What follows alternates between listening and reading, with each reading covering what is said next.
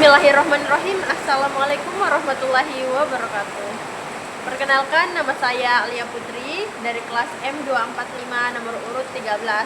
Izinkan saya untuk menjelaskan materi mengenai frasa sebagai salah satu tugas dari mata kuliah Kajian Bahasa Indonesia di SD.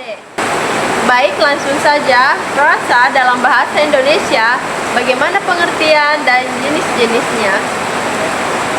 Di sini kita akan membahas bagaimana pengertian frasa, perbedaan antara frasa, klausa, dan kalimat, serta berbagai jenis frasa berdasarkan perilaku sintaksis dan kelas katanya. Kita juga akan membahas frasa ambigu dan kata kiasan dalam frasa. Oke, langsung saja kita ke pengertian frasa. Definisi dari frasa adalah gabungan dua kata atau lebih yang bersifat non-predikatif, artinya tidak memiliki subjek dan predikat. Frasa ini secara sederhananya merupakan gabungan dua kata atau lebih yang membentuk makna baru tetapi tidak memiliki suatu predikat. Frasa ini berfungsinya itu memberikan informasi tambahan atau detail dalam suatu kalimat lah. Adapun contoh dari frasa di sini sebagai perkenalan, yaitu ada 3 contoh seperti gunung tinggi, adik kecil, sangat indah. Oke, selanjutnya kita membahas perbedaan frasa, klausa, dan kalimat. Frasa itu tidak memiliki subjek dan predikat. Contohnya itu di rumah, sangat besar. Sedangkan klausa itu memiliki subjek dan predikat tetapi tidak membentuk kalimat yang utuh. Contohnya ketika dia datang. Contoh yang lainnya, jika saya bisa. Kemudian kalimat itu memiliki subjek, predikat, dan biasanya objek atau pelengkap membentuk makna yang utuh. Contohnya, saya pergi ke pasar, dia sedang membaca buku. Kemudian jenis-jenis frasa berdasarkan perilaku sintaksisnya, yaitu frasa endosentris dan frasa eksosentris. Frasa endosentris itu unsur-unsurnya saling melengkapi dan sebanding. Salah satu unsur dapat menggantikan keseluruhan frasa tanpa mengubah makna dasarnya. Kemudian frasa eksosentris yaitu salah satu unsur frasa yang memiliki peran lebih dominan dan tidak dapat dihilangkan tanpa mengubah makna frasa. Adapun contoh dari frasa endosentris dan eksosentris, yang pertama, contoh dari frasa endosentris yaitu contohnya mohon maaf, di sini di rumah itu tidak termasuk ke dalam fungsi endosentris. Dia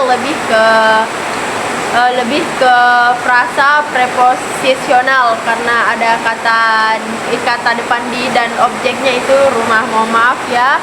Kemudian contohnya itu ayah, ibu, dan sangat besar.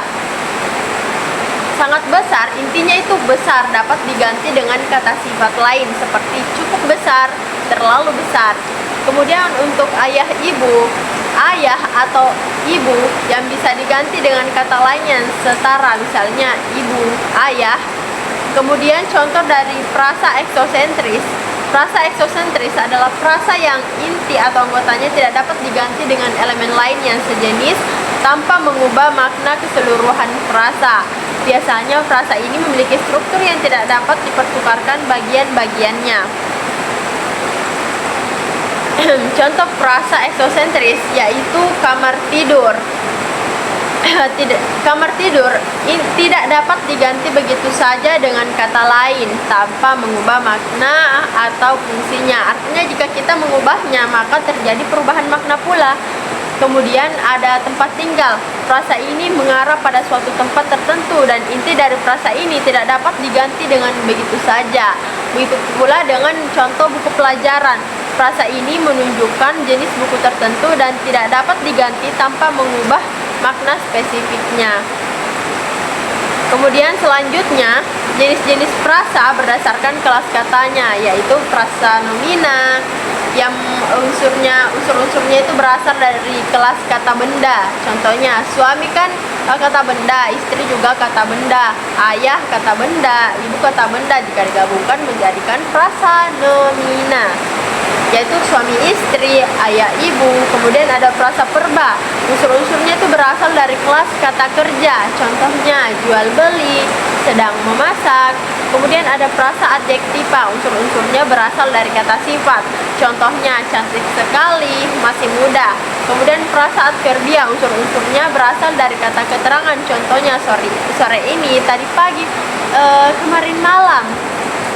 Kemudian adapun materi kita itu membahas mengenai frasa yang ambigu. Definisinya adalah frasa yang memiliki lebih dari satu makna tergantung pada konteks kalimatnya, yang membuat kita ya dapat membuat kita menjadi bingung tergantung pada bagaimana konteks kalimatnya dan juga bagaimana kondisi yang terjadi.